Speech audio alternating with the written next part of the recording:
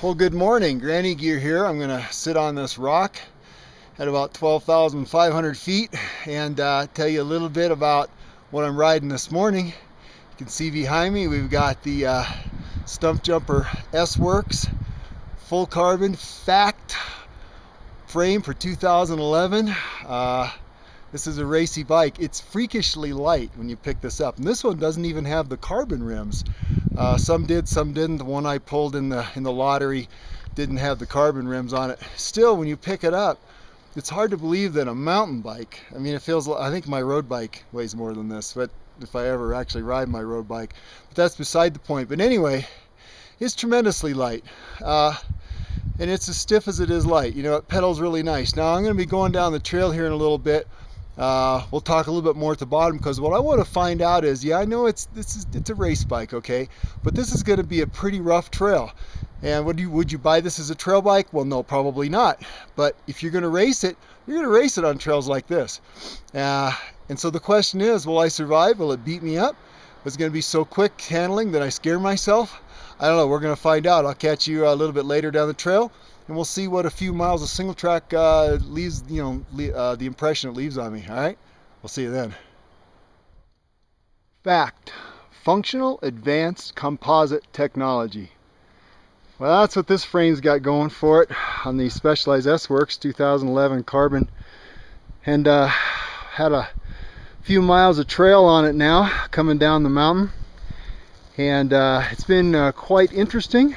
I have to admit that at first I felt a little bit actually intimidated by it, because, you know, it's really light, it's a race bike, it's a fairly these are rough trails. They're not I'm on the green rated trails today, so nothing that's going to kill you. Lots of roots, lots of embedded baby head rocks, not really buff, particularly very little, really smooth trail, very twisty, very winding, little drop offs in the roots, and, you know, good stuff. So after a few miles of trail, am I still intimidated? No, I'm really not. One thing that's complicating a little bit for me is I'm riding a large, and I'm normally an extra large. They didn't have any extra larges, so I'm a little bit cramped, but, you know, it's okay. I had them raise the stem for me, and, you know, I'm good with it. But I'll have to say that the frame is surprisingly smooth. In fact, I would be so bold to say that it's probably smoother than any aluminum hardtail I've ridden in a 29er.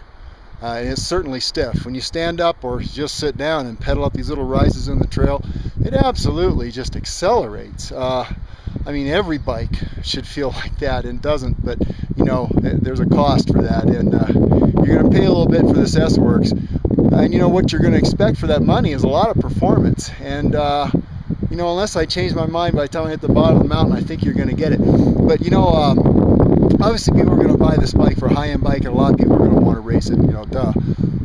But I think it would be an exceptional 24-hour type of bike, because I have to say the way Specialized lays in the geometry for the front ends, this doesn't scare me at all. It's really surprisingly neutral. And I think that even over time, you know, as you got tired, it's going to be forgiving. Compared to, say, like the Cannondale Flash I rode, carbon, probably equivalent stiffness, equivalent weight, probably about equivalent price. That bike felt like a race thoroughbred, absolutely ready to go, but I really had to stay on top of the front end, or I looked to the left, and, you know, that's where I went. This bike is much more neutral than that. I appreciate that, and I think a good rider can appreciate that too. Even if they're at the expert pro level, it doesn't mean it has to be lightning quick. Just has to be able to get you down the trail and hold the line you want it to be on. Anyway, I'm not going to ramble any more about it. I'm going to go ride the bike a little bit more. I'll probably sum up one more time at the bottom. We'll look at some of the parts a little bit. Spend a little bit more time on this bike on video, because it is an S Works bike, and, you know, it's hot stuff. See you in a bit. Okay, I'm at the bottom. Let's take a look at some of the components on this bike. To begin with, you can see it's shod with the new Renegade cross-country tire, a very racy tire. These are 29 obviously by 1.95s. Pretty minimal tread. I don't know how well you can see that with this camera out here, but it's lots of little knobs. All right, that's a fast tire.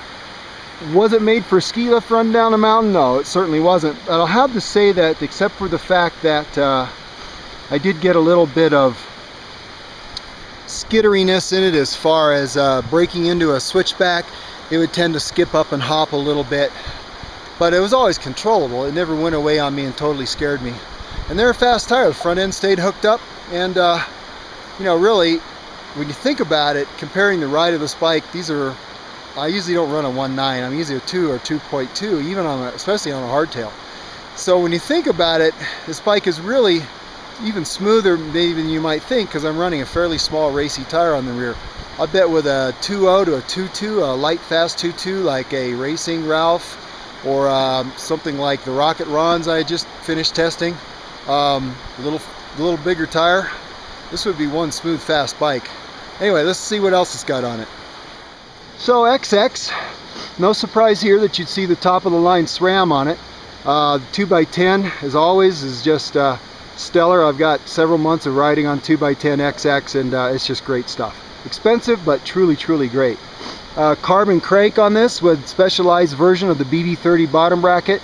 I think they name it something a little bit differently. Apparently they spec a little tighter tolerance than a typical BB30 allows for, but that's a nice big stiff pedaling platform. I'll tell you, that whole bottom bracket, no doubt about that.